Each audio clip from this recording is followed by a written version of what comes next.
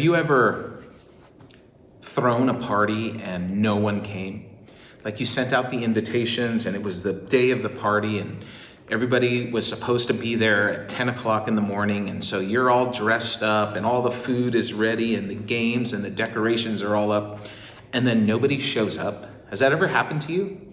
I got to tell you, that has never happened to me ever. And I feel really, good that I've never had to experience that. There might be some of you who have experienced that, so you know what that's like, that I would imagine frustration, maybe even anger, but a lot of sadness that you went to all this trouble to prepare a party and no one came. I know that I would be. In fact, I can imagine what it would be like, especially that first 5 or 10 minutes after people were supposed to start coming and no one comes. I actually always have the opposite problem with that, and that's when we have a get-together or a party or something, and we tell people to come at 5 o'clock, they always start showing up at 3, which is good and bad because you make them help do stuff, so that's a good thing.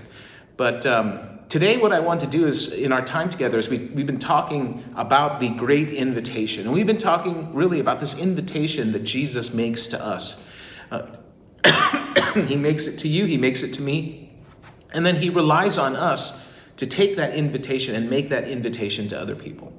And so today I want us to look at a parable that Jesus told. Our parable is simply a story that has a point.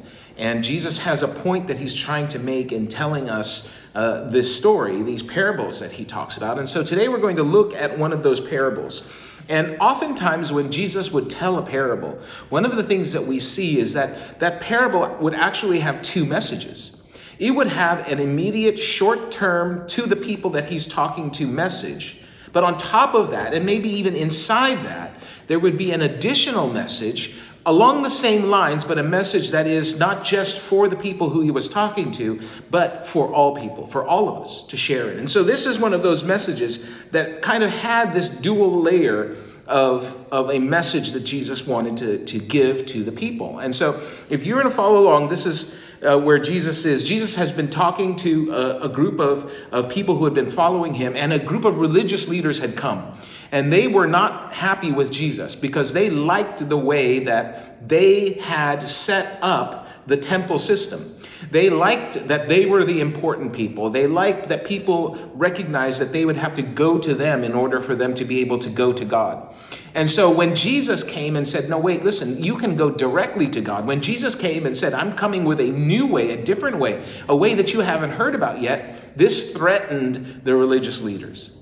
And so they kept trying to catch him. They kept trying to make him say something that they could go, aha, I knew it. You're wrong. But he never could.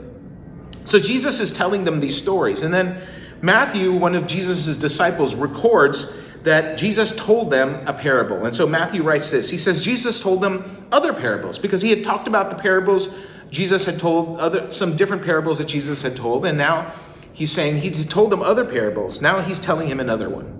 And this is what he says. He said, and this is Jesus talking, the kingdom of heaven can be illustrated by the story of a king who prepared a great wedding feast for his son.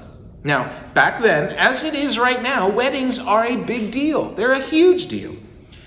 Especially when the person who's getting married is somebody important or the child of somebody important. Well, this was the king's son. So this is a really big deal.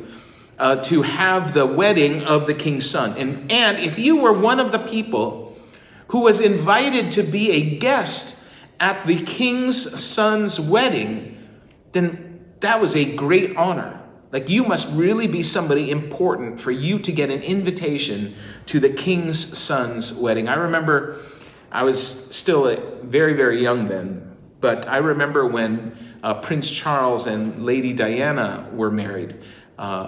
I think that was 78.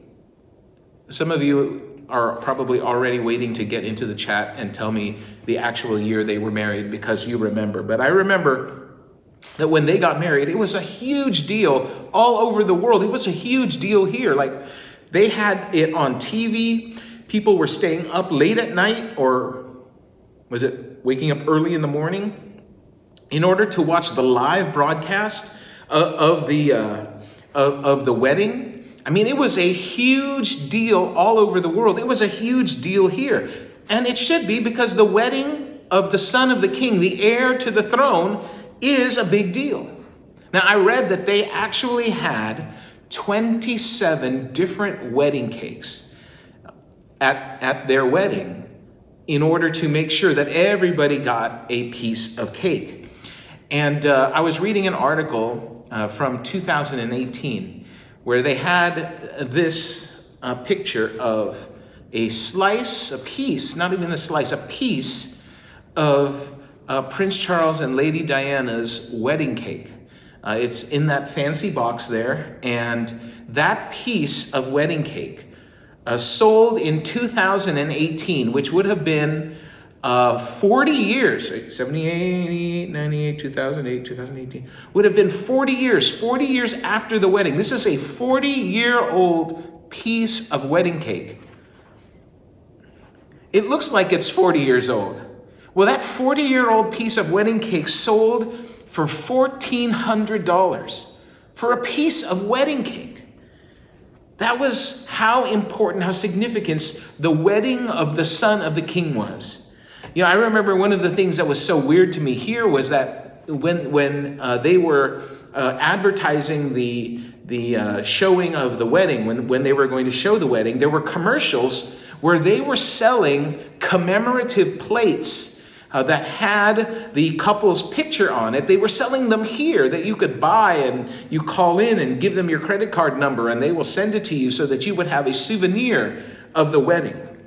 They even had a special dishes and cups and stuff that they only sold in London and only sold at the time of the wedding. That's how it was, how significant it was, how important it was. And so Jesus is reminding people, Jesus knows that people understand that when you are invited to the wedding of the son of the king, that's a status symbol.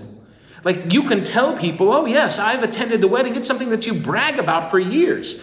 Well, this wedding was a wedding of the king's son, just like that Prince Charles and Lady Diana's wedding. This was also the wedding of a king's son. And it was an honor to be invited to the wedding of the king's son. It was something that you would brag about, that you would tell people. Even when you got old, you would still be telling people about how you were there at the wedding of the king's son. And so for most people who were listening to Jesus tell this story, they understood the significance of it. But for most people who were listening to Jesus tell this story, the thought of being a guest at the wedding of the son of the king was a dream. It was not possible. I mean, it was beyond even their wildest dreams that they could possibly be a guest at the wedding of the son of the king. And what Jesus was saying to them, what they were hearing from him was imagine for a moment the most joyful experience that you could ever think of. Imagine the best party, the biggest party, the most fun party that you could be invited to, the one with the most impressive guest list, the one that served the most amazing food, that played the most amazing music, that was in the most amazing place. And that it didn't just last for a few hours or for an evening, but it went on for days, even weeks. Imagine that party. And Jesus is saying, once you've imagined that, throw it away. Because the kingdom of heaven is even greater than that. It's even better than that to be there. Now, back in Jesus' time, wedding feasts could last as long as 3 to 4 days. And so there was a lot of preparation to do before a wedding. It wasn't like you could just say, hey, let's get married and go down to City Hall and get married. It was different back then. There was a lot of preparation to do, not only because for 3 or 4 days you had to feed a lot of people, you had to prepare the place where the celebration was going to take place, but also the son who was getting married had to build a place for him and his wife to live, and for their family, the family that they would make together, to grow and expand. So there was a lot to be done. And so it took a while for them to get these preparations. Now look at what he writes. He says, when the banquet was ready, he sent his servants to notify those who were invited. So an invitation had already gone out. It was like the save the date card had already gone out. People who were going to be invited to the wedding already knew about it months before. It went out to let people know that the wedding was coming because it took time for the wedding to come. And so the invitation would likely have said, hey, listen, a couple of months from now, at the end of the harvest season, we are going to have a wedding of my son, and we want you to be there. Do you plan on attending the wedding? And so this would have been months before. And so now the king is saying, okay, we've got everything ready. Go to all of the people who accepted the invitation and tell them the banquet is ready. We're about to start. It's time to come.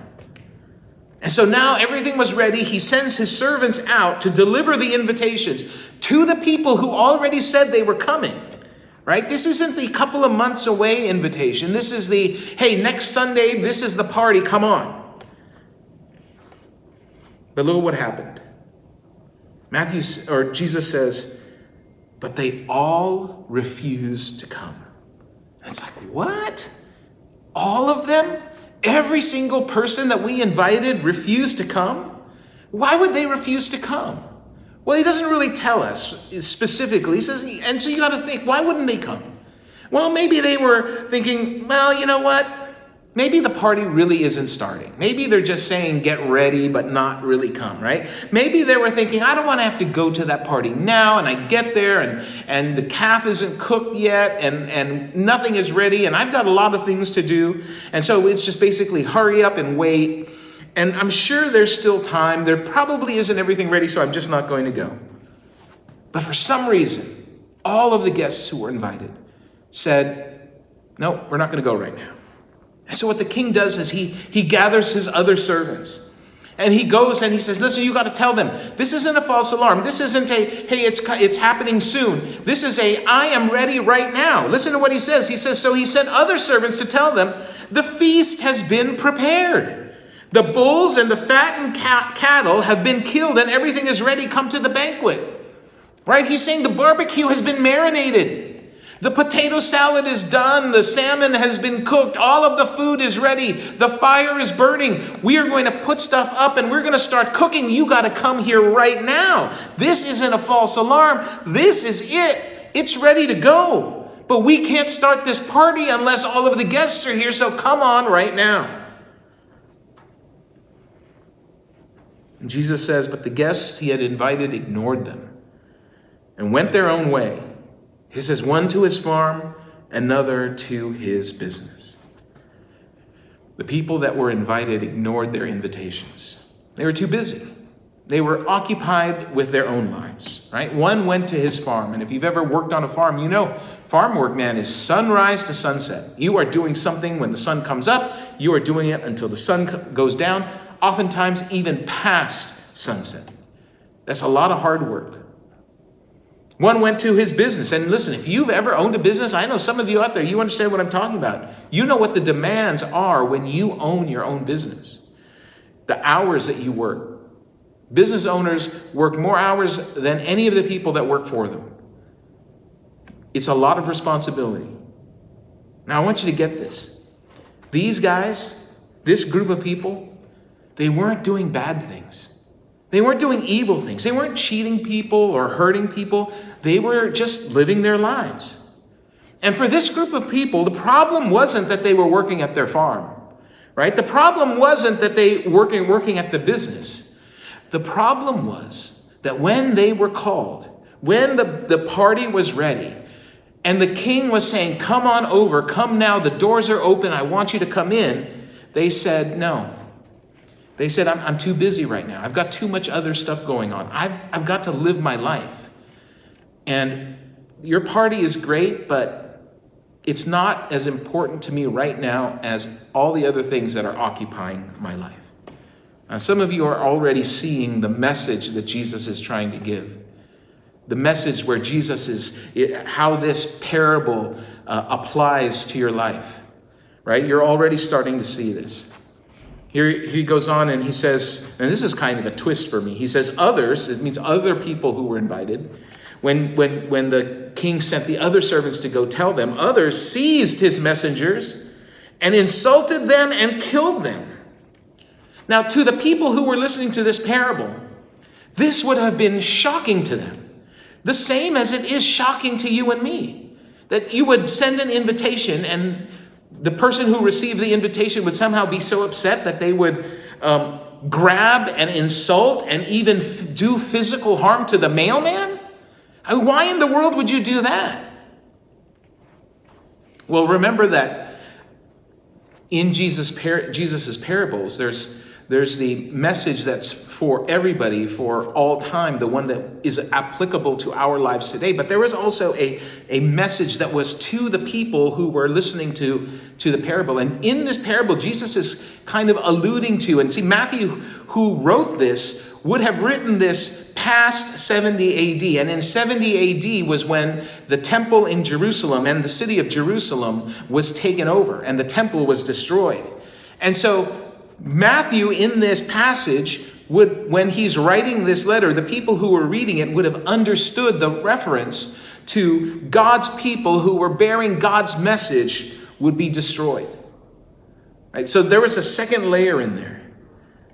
Matthew goes on and he says, the king was furious and he sent out his army to destroy the murderers and burn their town. That was and people who were reading this back then would have immediately understood the reference to the burning of the temple and the burning of the city of Jerusalem. And Jesus goes on and he says, and he, this is the king, and he said to his servants, the wedding feast is ready, and the guests I invited aren't worthy of the honor. I went through all of this trouble. I went through all this preparation. And I invited people because I thought they were worthy. And they don't show up. They're not worthy of this honor. And in this, he is speaking directly against the religious establishment. He's speaking directly against the religious leaders. He's speaking against the people who were trying to set up a system where people had to be good enough in order to get to God. And Jesus said, that's not the way that it is. And so Jesus, the king, says, no, go out to the street corners and invite everyone you see.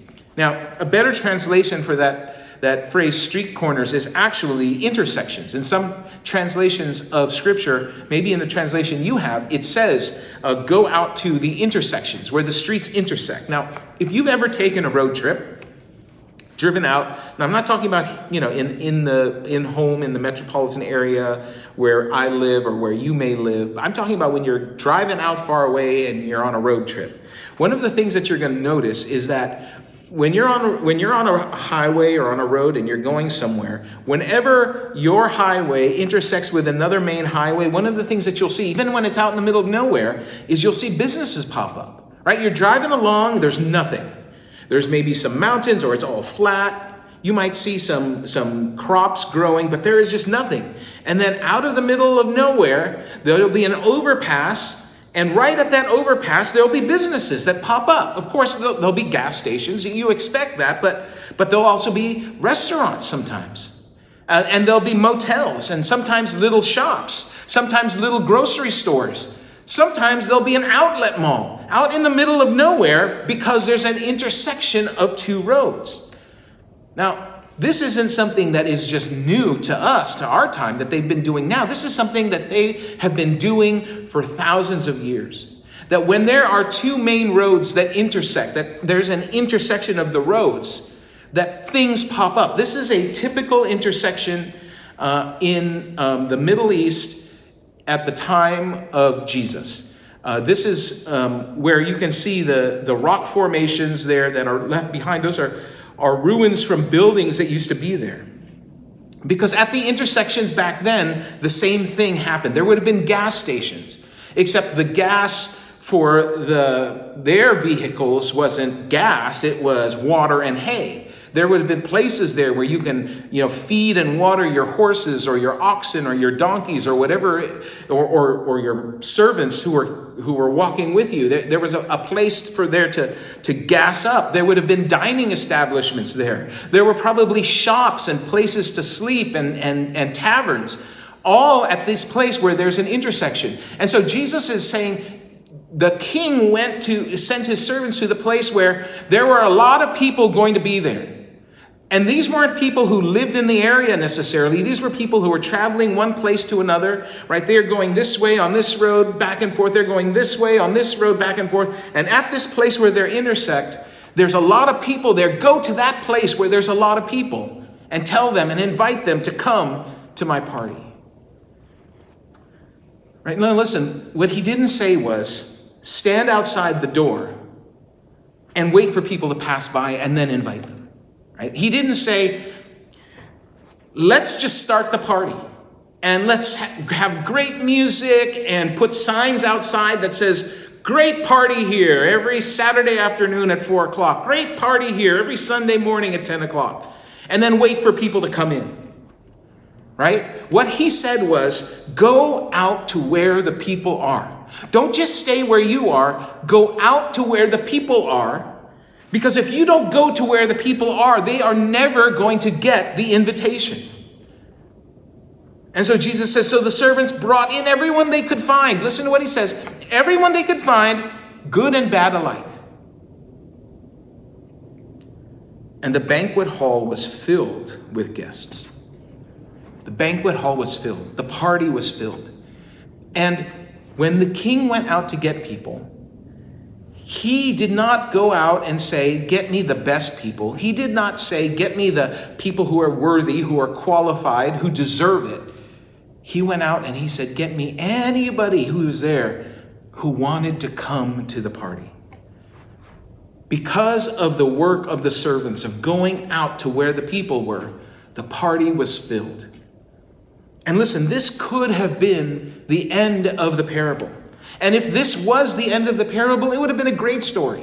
And all throughout this, some of you were kind of already seeing, well, why is the pastor preaching this one? Well, I could kind of get it. I understand what the parallels are, right? All throughout this story, there are people who are being invited and who don't come. And there are people who are tasked, the servants who are tasked, their job is to go out to the highways and the byways, to the intersections, to the places where the people are, not to wait for them to come, right? Not for us to wait here in the church for people to come to the church, but to go out to where the people are and talk to them and share with them about this great party, to share with them about the kingdom and say, hey, you can come too. You're invited too. It doesn't cost you anything. Come on. If this was the end of the story, it would have been a great story. It is a great story. And there are lessons from this for us to take away from that. But Jesus doesn't stop here. He goes on. Listen to what he says. He says, but when the king came in, because now the guests are there, and the party is on, and everybody is dancing, right? You know, the DJ's got everything going. There's food everywhere. People are drinking, having a great time, as we do at any wedding.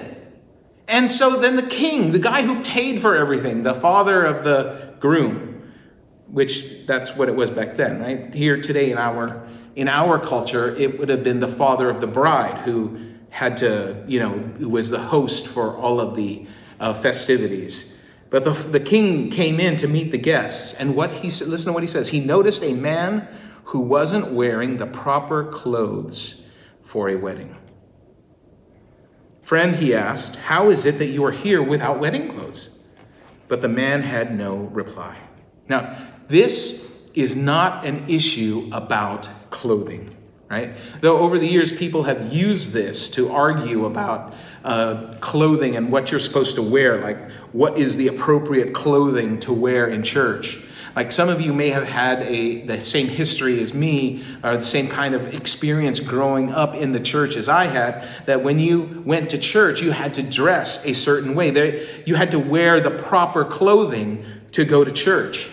I remember hearing this story of an evangelist, a preacher who goes to different places to tell people about Jesus. And this evangelist went to a foreign country.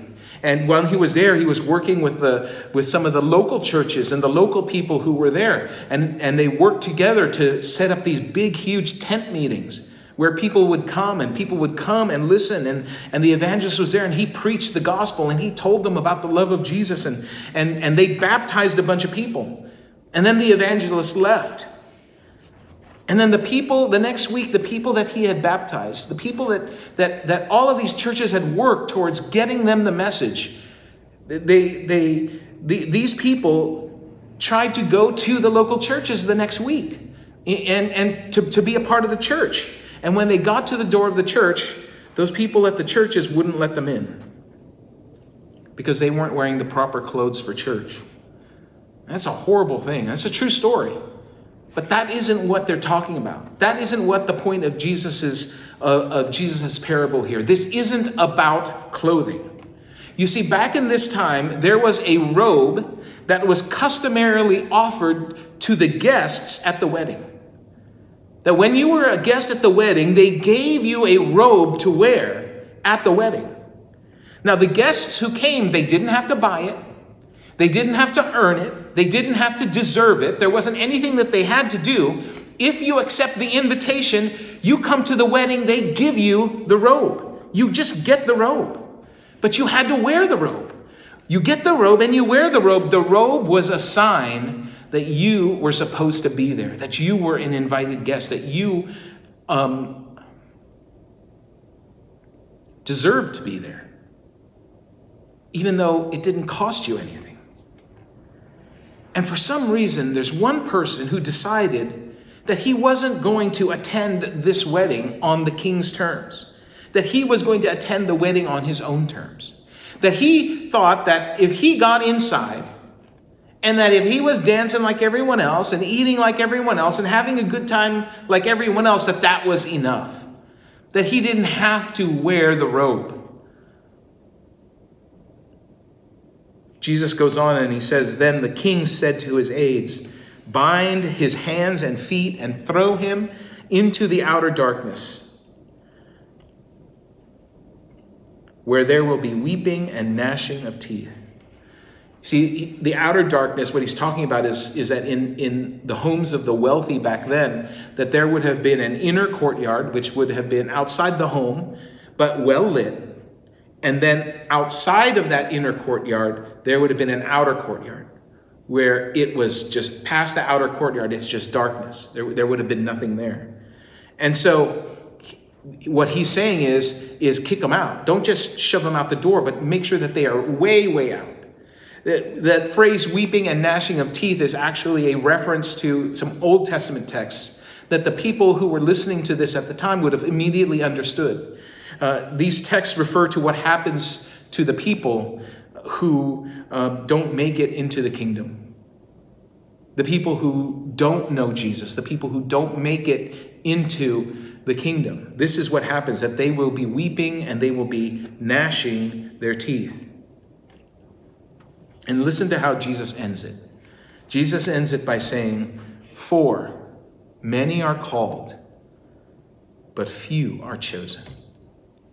Now, because of the way that this is phrased in English, I think a lot of times people misunderstand what is being said here. In fact, there are a lot of people who read this and interpret this as saying that the people who are going to be saved, the people who are going to be entering into the kingdom, they've already been selected by God. But when you look at the Greek in this phrase, right, the phrase is actually a rhyme. In the Greek, this phrase says, kletoi, oligoi, eklektoi. Kletoi, oligoi, eklektoi. It was a rhyme. It was a very common phrase that people understood. Kletoi, called. Oligoi, many. Eklektoi, chosen. Many called, many are called, few are chosen. But see, that word chosen is not what you and I understand as chosen. It's not chosen as in I choose you. It's not chosen as in he's not saying that I've called many of you, but once you come here, only a few of you have I chosen. It's not saying, there's only a few of you that I have chosen and you're the ones who are called. That's not what it means at all. Chosen here means the ones that choose to respond to the call. That's what that phrase there, that word chosen, it's referring to the ones that respond to the call, the ones that choose, that decide to respond to the call. See, Jesus is saying everybody is called. Many people are called, but there's only going to be a few who are going to choose to respond to the call. Kletoi oligoi eklektoi. Many are called, but few will choose to respond to the call. Many will be invited to the wedding, but not everybody is going to make the decision to wear the robe. See what Jesus is saying here. What he's saying to that group who was listening to him then, what he's saying to you and me right now, is that living a good life alone isn't enough. And I think sometimes we kind of make that mistake. We make that mistake for ourselves. We make that mistake when it comes to our friends and our family, people that we know. That we think, well, you know what?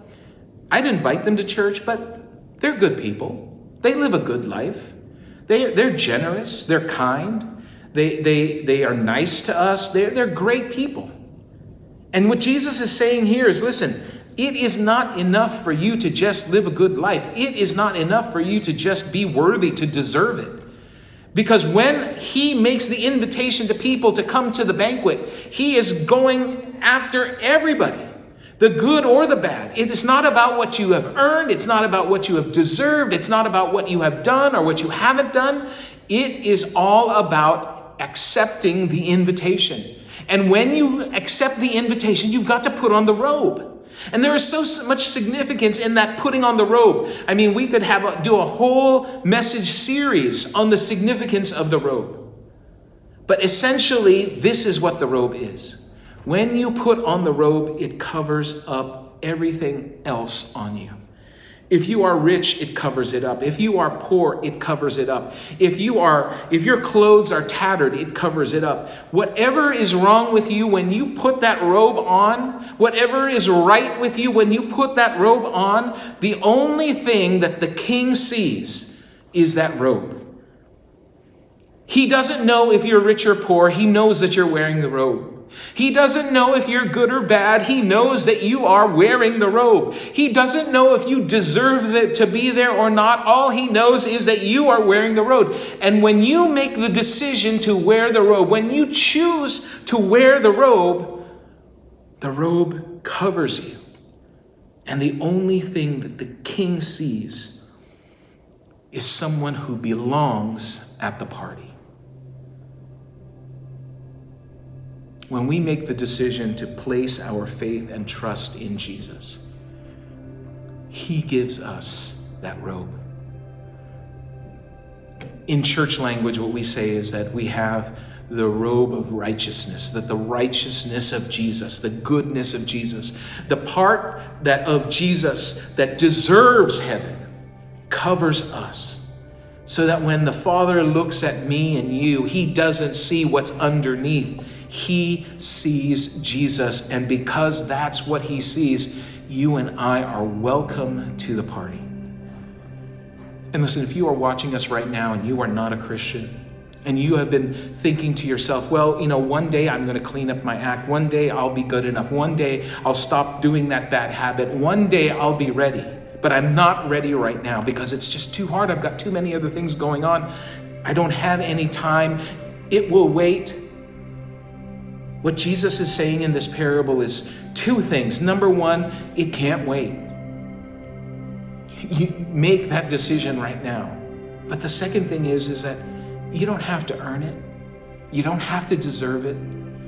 You can't, you never will be, you don't have to be good enough to have it. It is a gift. You have been invited, and once you accept that invitation, that robe that covers you is yours.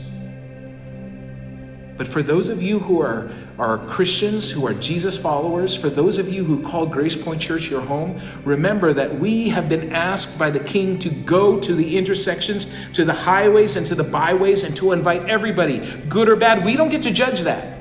We don't get to say, I'm going to give the invitation to this person because they're worthy. I'm not going to give it to this person because they're not worthy. That's not our call. The King says, go out and give the invitation to everybody. Because if we just sit here and hope that people will come, people won't come. If we just sit here and hope that someone's going to walk in and get to hear about Jesus and get to introduce, that we get an opportunity to introduce Jesus to them, it's not going to happen. The only way that the world is going to get the invitation is if you and I take the invitation and we go to the intersections of the world. We go to the highways and byways. We go to the places where the people are, and we share with them the invitation of the King to come to the party. It has been prepared for you, and there is a robe for you that all you have to do is accept the invitation, and you get to wear the robe, and the King will know and will see that you are supposed to be there. You're supposed to be there.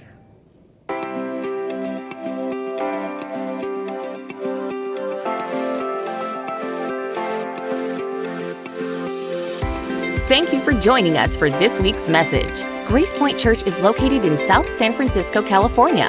For additional content or to find out more information about Gracepoint Church, visit us online at wearegracepoint.com.